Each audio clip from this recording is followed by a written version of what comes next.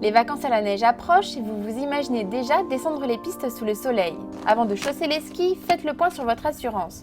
Est-ce que votre carte bleue couvre les secours à la montagne? Est-ce qu'il vous faut une assurance avec le forfait?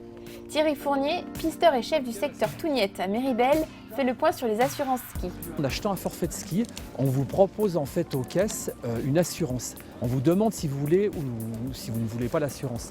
Donc si vous prenez une assurance, ça va être une assurance de type carte neige qui vous prend en fait la totalité du secours, la descente en traîneau ou éventuellement en hélicoptère, la prise en charge de l'ambulance, etc. Tout ça est pris en charge. Si vous ne prenez pas d'assurance de ce type-là avec votre achat de forfait, vous devez donc être assuré par vos propres moyens, c'est-à-dire soit avoir acheté votre forfait par une carte bancaire, et c'est vrai que certaines cartes bancaires, en ayant acheté son forfait avec cette carte, couvrent les secours sur piste.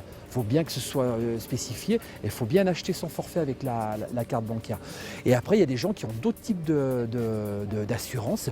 Ce sont les assurances, par exemple, sans les citer, mais le vieux campeur, etc.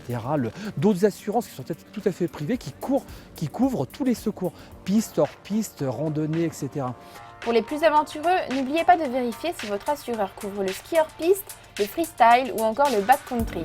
Donc il y a pas mal de systèmes pour s'assurer qui sont...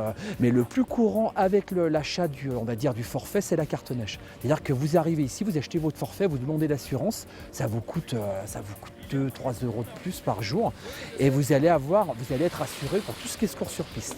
Et là vous avez strictement rien à avancer, pas d'avance d'argent, etc. Selon les assurances, vous êtes assuré, vous allez vous faire rembourser, mais vous allez devoir avancer l'argent. Donc sachant qu'une évacuation hélicoptère, ça peut aller très vite, ça peut être de l'ordre de... C'est minimum 2-3 000 euros, c'est à la minute, donc ça va très très vite. Et un secours en traîneau, on va dire, c'est entre 3 et 600 euros selon où ça se trouve, mais ça va... Derrière le secours traîneau, il y a l'évacuation ambulance, il y a l'intervention chez le médecin, etc. Et il faut quand même bien regarder, quand on achète son forfait, d'être assuré de manière à ne pas avoir ces petits désagréments.